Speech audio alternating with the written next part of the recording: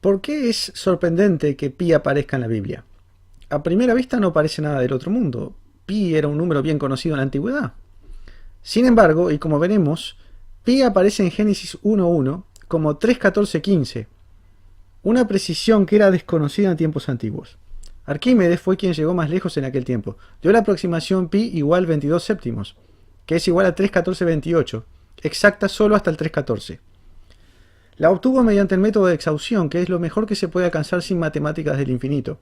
Fue un logro monumental y confirmaba que era correcta la mejor aproximación conocida en tiempos antiguos para pi, 3,14.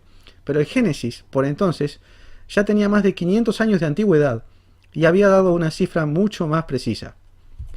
Ya en plena era cristiana, el método de Arquímedes, desarrollado en paralelo también en India y China, permitió llegar a aproximaciones más precisas del valor exacto de pi. Pero estamos a más de 1000 años del tiempo que se escribió Génesis. El ejemplo más antiguo data de mediados del siglo II de la era cristiana. Ptolomeo, en su Almagesto, da el valor 3.14.16, aunque no explica el medio por el cual llegó a ese valor. Y 4 siglos más tarde, en China primero y más adelante en India, se pudieron computar más cifras mediante sofisticados cálculos basados en aproximaciones geométricas, un método similar al de Arquímedes llevado al extremo. En Occidente, métodos similares permitieron calcular pi con bastante precisión ya bien entrado el siglo XVII, pero estamos a más de 2500 años del tiempo en que se escribió el Génesis. En ese mismo siglo, con la llegada de la matemática del infinito, por primera vez pudieron calcularse por un método sencillo decenas y cientos de dígitos del número pi. Hoy podemos calcular pi con precisión ilimitada y hemos computado billones de dígitos. Pero a Yahvé le bastaba con agregar ese 15 al 314 para dejarnos bien claro que el verdadero autor del Génesis conocía el número pi con más precisión que ningún ser humano de aquel tiempo y de los 10 siglos posteriores. ¿Por qué es sorprendente que el número E aparezca en la Biblia? Esto es mucho más fácil de explicar. Como veremos, el número E aparece en Juan 1.1, libro que fue escrito durante el primer siglo de la era cristiana. Pero la mera existencia del número E solo fue propuesta por los matemáticos del mundo en la primera mitad del siglo XVII, más de 1500 años más tarde, y el cálculo de su valor numérico tuvo que esperar unos 50 años más. Por lo tanto, bien se trata de una casualidad, o bien Yahvé tiene todo previsto desde un principio, y podemos dar por descontado que Juan, quien escribió el libro, no sabía nada sobre el número E. ¿Por qué poner los números en estos dos versículos? ¿Por qué no ponerlos en otros dos? Ocurre que son dos versículos muy especiales. Comenzando con Génesis 1.1, es el primer versículo de la Biblia y es el primer versículo del Antiguo Testamento. En el principio creó Dios los cielos y la tierra. En su versión hebrea original tiene 7 palabras, 28 letras y un valor de gematría de 2701, número que a primera vista no dice mucho, pero está lleno de implicaciones geométricas y numéricas, tantas que requeriría otro video como este al explicarlas. Esos números tampoco son casualidad. Por lo pronto, limitémonos a señalar esto. Claro que Génesis 1.1 es un versículo especial, es el primero de toda la Biblia. Juan 1.1 requiere más explicaciones, pero son fáciles de comprender. Como todos sabemos, la Biblia está compuesta por un Antiguo y un Nuevo Testamento. Hay 5 libros que son la piedra angular del Antiguo, la Torá, y 5 libros que son la piedra angular del Nuevo, los 4 Evangelios y el libro de Hechos de los Apóstoles.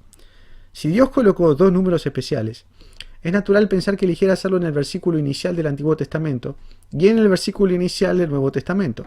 Como hemos visto, pi está efectivamente en el primer versículo del Antiguo Testamento. ¿Por qué entonces el número E no está en Mateo 1.1, el versículo que inicia el Nuevo Testamento? En realidad, a diferencia de lo que ocurre con el Antiguo Testamento, en que el Génesis es en todo sentido el primer libro, en el Nuevo sería discutible decir que Mateo precede a Juan o que tal evangelio precede a tal otro. El ordenamiento de los libros deriva de la tradición humana, no es parte de la Biblia misma. Pero tenemos una clara señal y la comprenderemos si leemos cada uno de los versículos iniciales de los 4 evangelios. Mateo 1.1, libro de la genealogía de Jesucristo, hijo de David, hijo de Abraham. Marcos 1.1, principio del evangelio de Jesucristo, hijo de Dios. Lucas 1.1, puesto que ya muchos han tratado de poner en orden la historia de las cosas que entre nosotros han sido ciertísimas. Juan 1.1, en el principio era el Verbo, y el Verbo era con Dios, y el Verbo era Dios. Mientras que Mateo habla de la genealogía de Jesucristo, y Marcos y Lucas anuncian, cada uno a su manera, que se disponen a narrar el Evangelio de Jesucristo, Juan habla del principio de todas las cosas, del principio por excelencia, no del principio de un libro puntual como hace Marcos. Juan habla del mismo tema de que habla Génesis 1.1, el principio de todas las cosas. Juan nos lleva al momento mismo de la creación y no hay otro versículo en toda la Biblia, fuera de Génesis 1.1 y de Juan 1.1, en que el tema central sea la descripción del principio de todas las cosas. En algunos casos, como en Proverbios 8.22 y Apocalipsis 3.14, se menciona el principio de todas las cosas, pero como parte de otra cuestión de la que se está hablando. Lo mismo ocurre en ciertos pasajes de Eclesiastés, Isaías, Miqueas, Mateo, Marcos, Lucas, el propio Juan, Segunda de Tesalonicenses, Tito, Hebreos, Segunda de Pedro, Primera de Juan y Apocalipsis. O bien, en otras partes de la Biblia se hace mención de muchos principios. El principio de tal o cual mes o año, el principio de tal o cual reinado, el principio de tal o cual festividad, el principio de la sabiduría, el principio del Evangelio de Marcos, el principio de la predicación de Pablo en tal o cual ciudad. Pero solo en Génesis 1.1 y en Juan 1.1 se habla del principio de todas las cosas, del momento mismo de la creación, como tema central y exclusivo del versículo. De modo que la elección de Juan 1.1 no es arbitraria ni caprichosa. Génesis 1.1 y Juan 1.1 son los dos únicos versículos de toda la Biblia que nos relatan el principio de todas las cosas, y son dos versículos iniciales y fundacionales. Génesis 1.1 es el primer versículo de toda la Biblia y el primero del Antiguo Testamento, y Juan 1.1 perfectamente podría considerarse como el primero del Nuevo Testamento.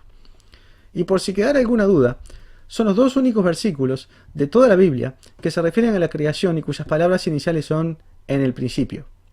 En Génesis 1.1, Bereshit, en el principio escrito en hebreo, el idioma en que fue escrito el Antiguo Testamento. Y en Juan 1.1, en Argí, en el principio escrito en griego, el idioma en que fue escrito el Nuevo Testamento. Cada uno de estos versículos nos da, para cada uno de estos idiomas y para cada uno de los dos testamentos, una versión particular del relato del principio. Ahora bien, observemos esta curiosa conexión entre la creación bíblica y el universo tal y como lo conocemos. A medida que hemos avanzado en nuestro conocimiento científico del mundo, hemos ido descubriendo que el universo entero está construido en base a las dos constantes E y Pi. Buena parte de las leyes fundamentales de la física y de varias otras ciencias recurren una y otra vez a estas dos constantes matemáticas. ¿Nos está diciendo Dios que en el principio de todas las cosas Él puso a E y Pi como ladrillos fundamentales de su creación?